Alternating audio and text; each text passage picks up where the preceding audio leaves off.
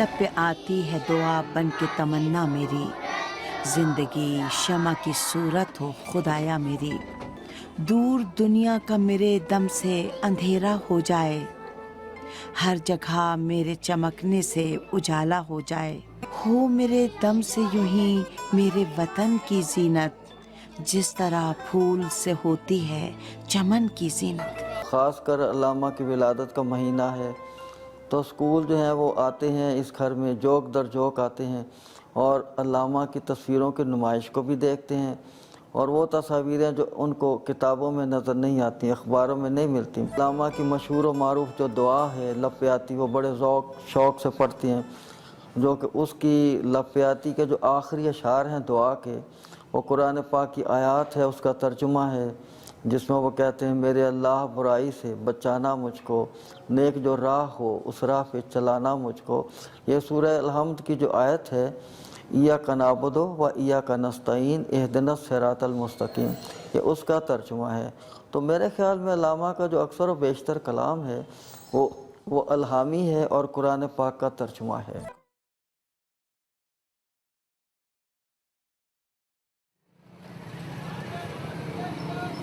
सियालकोट सूबे पंजाब के शुमाल मशरक़ का एक शहर है जो कश्मीर के ऊंचे सफ़ेद बर्फपोश पहाड़ों के नज़दीक वाक़ है। यहाँ इस भीड़ वाले शहर में था कि अल्लामा इकबाल की इब्तिदाई तालीम का आगाज़ हुआ। नौजवान इकबाल, जिन्होंने इब्तिदाई तालीम अपने वालिद और मीर हसन जैसे एक अजीम उस्ताद से हासिल की थी, स्कॉटलैंड के मजहबी स्कूल में दाखिल हुए ताकि वहाँ अपनी बाकायदा तालीम का आगाज़ कर सकें। स्कूल के अहाते ने ज़माना गुजरने के बावजूद अपनी शक्ल महफूज कर रखी है। ये जगह एक टिब्बा कहलाती थी और ये शहर के ऐन वस्त में मौजूद है।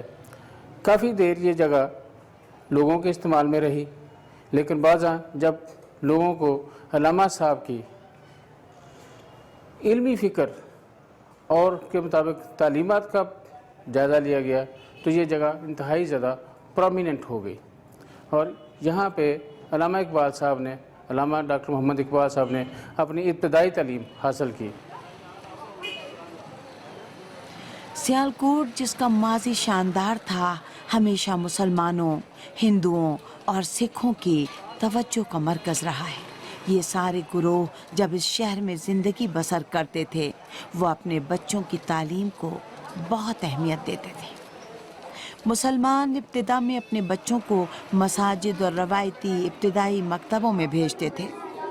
वहाँ बच्चे कुरानी तालीमात की ज़बान के तौर पर फ़ारसी और अपनी मादरी ज़बान से वाक़फ़ियत हासिल कर लेते थे। इस तरह वो अपने मुरव्वजा स्कूल के मरहले के लिए तैयार होते थे। मोहम्मद इकबाल उन्हीं बच्चों में से एक थे। 1891 में उन्होंने यहाँ में मिडल्स का सर्टिफिकेट हासिल किया। 8वीं तक तालीम 1891 में हासिल की। बाद जहाँ इसी स्कूल में 1893 में उन्होंने मैट्रिक का एग्ज़ाम दिया। बाद जहाँ 1895 में यहाँ पे उन्होंने इंटर का तालीमी सर्टिफिकेट भी हासिल किया। ये वो सर्टिफिकेट है जो उन्होंने मिडिल स्टैंडर्ड पास करने पे उन्हें गवर्नमेंट ने इनायत किया, और बताया उन्हें ये पहले Anglo scotch mission high school था। बाद इसी स्कूल को अपग्रेड करके उन्हें मिडिल हाई भी किया और इंटरमीडिएट भी किया, और इसी स्कूल में 1893 में उन्होंने अपना मैट्रिकुलेट का एग्ज़ाम भी दिया, और 1895 में इंटरमीडिएट का इम्तहान भी यहीं से उन्होंने पास किया। शहर पर एक मुख्तसर निगाह देखने वाले के लिए सियालकोट में रवायती ज़िंदगी का मंजर पेश कर सकती है। ज़माना इस शहर में तेज़ी से नहीं गुजरा है। नौजवान इकबाल अपने दानिश्वर उस्ताद की तालीमात की रोशनी में शहर की इज्तिमाई ज़िंदगी और उन हालात को दर्क कर सकते थे जो नारवा अंदाज में उन पर मुसल्लत किया गया था। इसीलिए वो अपने आवाम के लिए कुछ ख्वाब देखते थे। जैसा कि आपके इल्म है कि हम अल्लामा इकबाल की मादर इल्मी में फिर रहे हैं, ये वो क्लासरूम है یہ وہ کمرہ ہے جہاں علامہ اقبال صاحب نے بیٹھ کے اپنی ابتدائی تعلیم حاصل کی۔ یہ وہ کمرہ ہے جہاں علامہ ڈاکٹر محمد اقبال کی طالب علمی کے دور میں نشست ہوا کرتی تھی اور وہ زیور تعلیم سے آراستہ ہوتے رہے اور پاکستان کا خواب دیکھتے رہے۔ یہ وہ جگہ ہے جو کہ جب علامہ اقبال صاحب دور طالب علم میں تھے، یہاں پہ کنواں ہوتا تھا اور وہاں سے بالٹی کے ساتھ رسی کی مدد سے پانی نکالا جاتا تاکہ اسٹوڈنٹس پانی پیا جا سکے۔ یہاں پہ ایک چھوٹا سا کمرہ ہوتا تھا جہاں پہ پیتل کے گلاس، تانبے کے گلاس، مٹی کے پیالے پڑے ہوتے تھے۔ 4 کمیونٹیز جہاں پہ اسٹوڈنٹس پڑھتے تھے، کرسچنس تھے، ہندو تھے، سکھ تھے اور مسلم تھے، اور اس کی درجہ بندی اس انداز پہ کی گئی تھی کہ جو میٹل کے گلاس تھے اس میں کرسچنس پانی پیا کرتے تھے اور جو مٹی کے پیالے تھے اس میں سکھ اور ہندو پانی پیا کرتے تھے۔ لیکن علامہ صاحب نے ہمیشہ تقریباً 2 سال 2.5 سال جتنی دیر وہ اس میں داخل رہے، انہوں نے چلو کے ساتھ اس بالٹی میں سے پانی پیا۔ محمد اقبال نے اپنی ہائر سیکنڈری کی تعلیم سیالکوٹ میں مکمل کی۔ وہ اس شہر کو آسمان کی بلندیوں میں پرواز کرنے کے لیے چھوٹا سمجھتے تھے۔ محمد اقبال نے جب پری یونیورسٹی کی تعلیم 2 اکیڈمک طلائی تمغوں کے ساتھ پاس کر لی تو اس وقت ان کی عمر 18 برس کی تھی، اور اس اسکالرشپ کے ساتھ جو ان کو ملا تھا وہ اپنے استاد میر حسن کی تجویز پر لاہور چلے گئے۔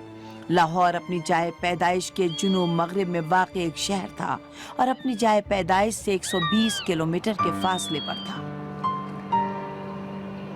اس کے بعد محمد اقبال پنجاب یونیورسٹی گئے جو پاکستان کی قدیم ترین جامعات میں سے ایک ہے، اور 1882 میں بر صغیر میں برطانوی وائس رائے نے اس کو قائم کیا تھا۔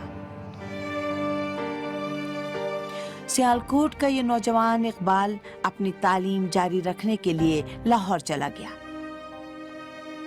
لاہور پہنچ کر اس نوجوان نے بہت جلد اپنے افکار اور فارسی و اردو اشعار کی وجہ سے دنیا بھر میں شہرت حاصل کر لی۔ وہ بہت زیادہ مشہور ہو گئے۔ انہوں نے جو اقبال لاہوری کے نام سے معروف ہوئے تھے، گریجویشن اور پوسٹ گریجویشن کی ڈگری یہاں سے حاصل کی اور اپنے پہلے اشعار یہیں پر کہے۔ علامہ اقبال بلا شبہ ہماری اسلامی دنیا کا ایک روشن استعارہ ہے، روشن نام ہے کہ جس سے ملت اسلامیہ نے ایک فکری سطح پہ غیر معمولی نوعیت کی رہنمائی حاصل کی۔ آج ہم جن در و دیوار میں موجود ہیں اور جس جگہ آج ہم کھڑے ہوئے ہیں، یہ جگہ اس لحاظ سے بڑی خوش بخت ہے کہ علامہ اقبال کو اور ہمارے اس در و دیوار کو 5 سال کی نسبت ان سے ہے کہ وہ جب سیالکوٹ سے اپنا انٹرنس کا امتحان پاس کر کے آئے تو یہاں انہوں نے BA میں داخلہ لیا۔ اس زمانے میں گورنمنٹ کالج میں صرف یہی ایک ہاسٹل تھا، تو وہ یہیں آ کر رہے، اور یہاں ان کا زمانہ قیام جو ہے وہ تقریباً 5 برس کا ہے کہ انہوں نے پھر MA فلسفی میں داخلہ لیا، MA بھی انہوں نے یہیں سے کیا۔ سو BA کا عرصہ اور جو MA کا عرصہ ہے وہ انہوں نے اسی ہاسٹل میں یہاں بسر کیا۔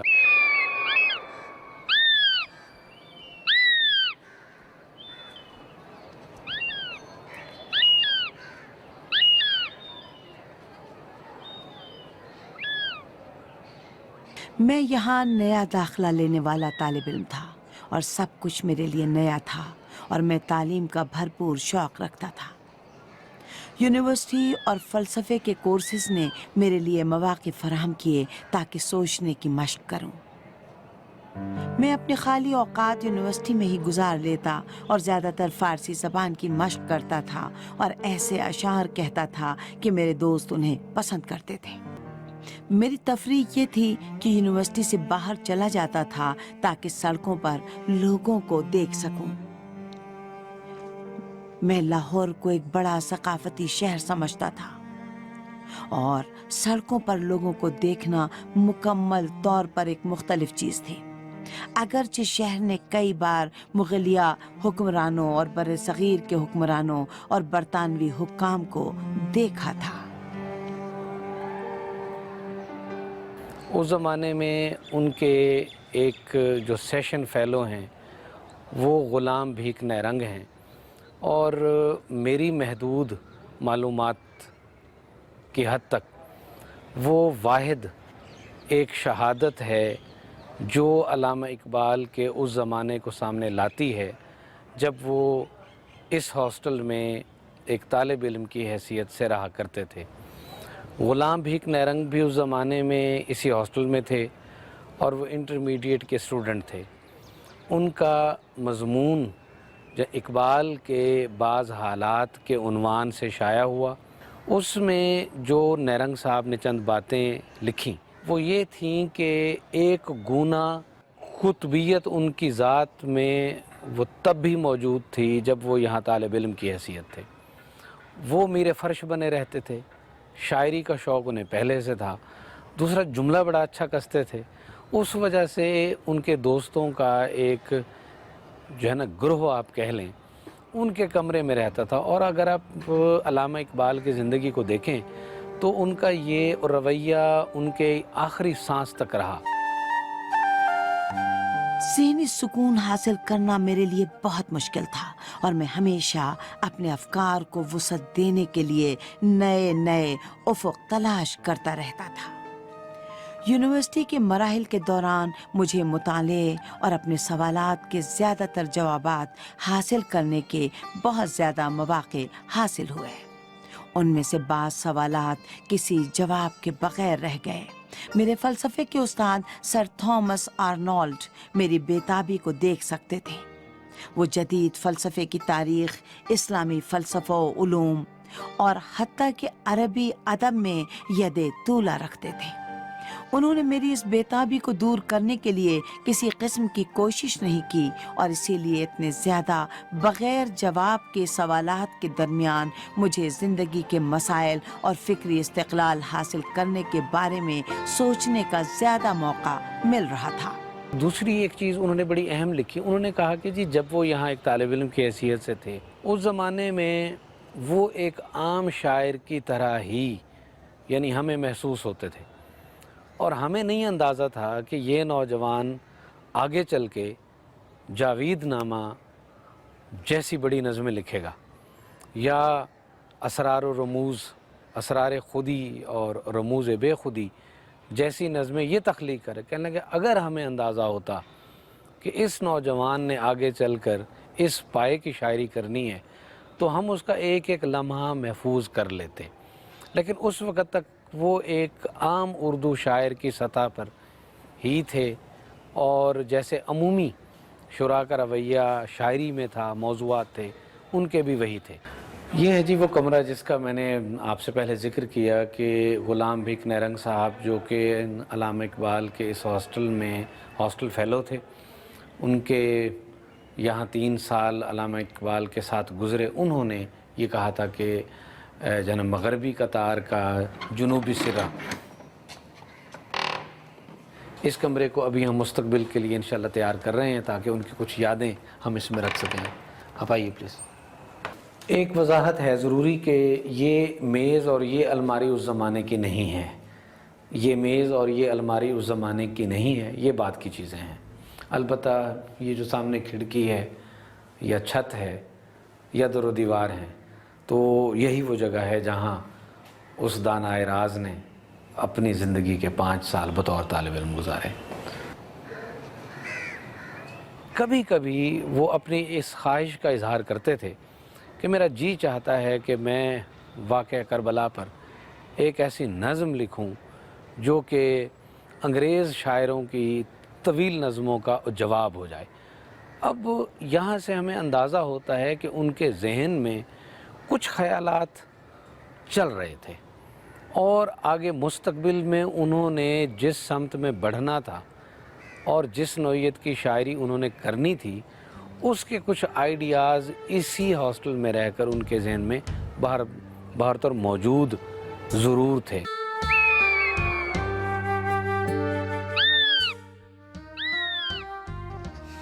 ماضی میں میرے دل میں آزادی اور روشن خیالی سے لگاؤ کا احساس موجود تھا، اور یہ بالکل وہی زمانہ تھا کہ بر صغیر ہند برطانوی استعمار کے زیر قبضہ تھا۔ میری خواہش تھی کہ میں شاہین کی مانند اپنی سرزمین کے آسمان میں پرواز کر لوں، لیکن افسوس کہ پرواز نہیں کر سکتا تھا۔ میں بالکل جنگی قیدی کی طرح تھا، بالکل جنگی قیدی کی طرح تھا۔ اس بات پر مجھے غم تھا اور میں محسوس کر رہا تھا کہ میں کچھ نہیں کر سکتا، اور میرا مقدر یہ تھا کہ میں زیادہ عرصے تک اسی طرح قید میں رہوں تاکہ مشرقی اور مغربی طرز فکر کو درک کر سکوں۔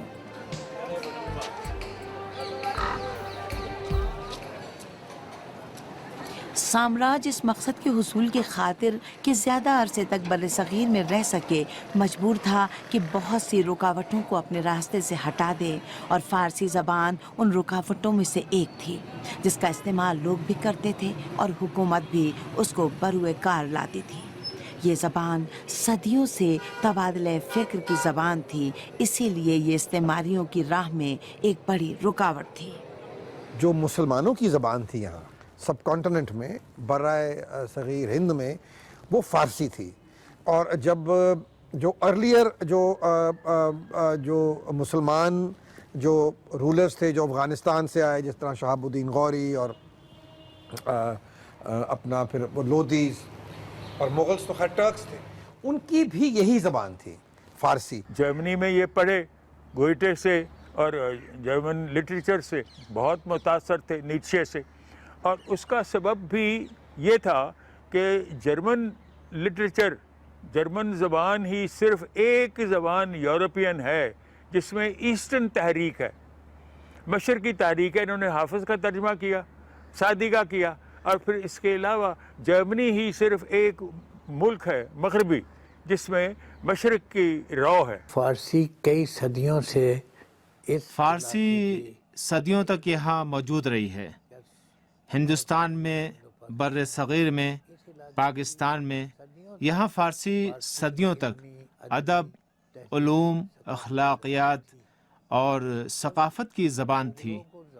1857 عیسوی میں ایسٹ انڈیا کمپنی کے ہاتھوں مغلوں کی سرنگونی کے بعد جب انگریز آہستہ آہستہ بمبئی اور دوسری بندرگاہوں میں آئے اور آرام کے ساتھ دارالحکومت بھی پہنچے تھے، غرض یہ کہ 1 سے 2 صدیوں تک وہ نئی دہلی پر قبضہ کرنے اور انگریزی کو علاقے کی سرکاری زبان قرار دینے میں کامیاب ہو گئے۔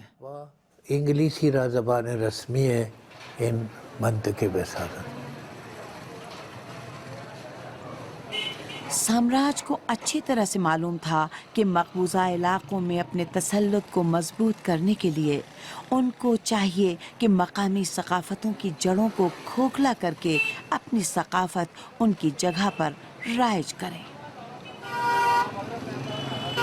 یہاں پر اصل رکاوٹ لوگوں کی زبان تھی۔ انہوں نے مختلف طریقوں سے زبان کو تبدیل کر دیا، اور اقبال اس بات سے بخوبی آگاہ تھے، اسی لیے انہوں نے اپنی کوششیں 2 چنداں کر دیں تاکہ فارسی کا اپنی تخلیقات میں استعمال کریں۔ اور فارسی جو ہے جب انگریز آئے یہاں اور 1857 تک جو لینگویج انگریزوں نے بھی اڈاپٹ کی وہ بھی فارسی ہی تھی، کیونکہ کورٹ لینگویج جو تھی وہ فارسی تھی۔ ایک بہت گہرا تعلق تھا اس خطے کا ایران کے ساتھ یا پرشین لینگویج کے ساتھ۔ ہمارے جو آباء و اجداد تھے، ہمارے جو بزرگ تھے، ان کی زبان بھی ایکچولی فارسی تھی۔ اس لیے آپ دیکھیں کہ یہاں گلستان، بوستان، سعدی، جتنے تمام جو شاعر تھے، عظیم شاعر تھے ایران کے، ان کو یہاں پڑھایا جاتا تھا، اور ہماری جو ینگ جو جنریشن تھی اس کو یہ سبق دیا جاتا تھا۔ عوامی ثقافت کو مکمل طور پر نابود کرنے کے غرض سے برطانوی سامراج نے ایسا راستہ اختیار کرنے کی کوشش کی جس پر گامزن ہو کر وہ لوگوں کی زبان، تحریری نظام اور ثقافت کو تبدیل کر سکیں۔ اور اس دور میں اقبال کو جو طالب علم تھے معلوم تھا کہ مسئلے کے حل کے لیے پہلے اس کو اچھی طرح سے سمجھنا ہوگا۔ 50 سال در زمان انگلیسی خواہ ہم زبان رسمی فارسی انگریزوں کی حکمرانی کے دور میں بھی 50 سال تک فارسی سرکاری زبان تھی۔ سکھوں کے محکمے میں بھی فارسی زبان کو استعمال کیا جاتا تھا۔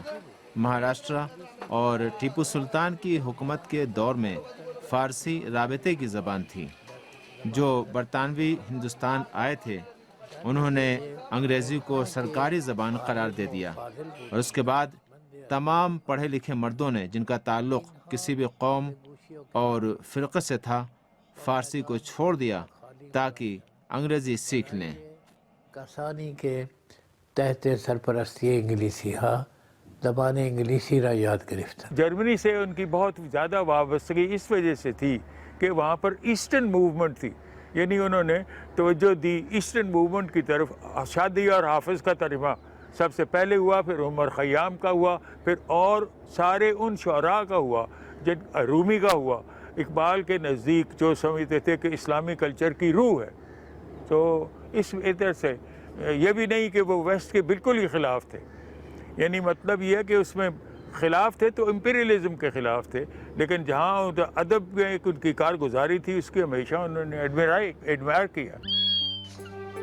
محمد اقبال کی تعلیمی زندگی مشرقی فلسفے سے متعلق ان کے افکار کو رائج کرنے میں گزر گئی۔ انہوں نے مشرقی اور مغربی فکر کے درمیان رابطہ قائم کرنے کی خاطر ایک اور قدم اٹھایا۔ اقبال تعلیم کے لیے یورپ چلے گئے۔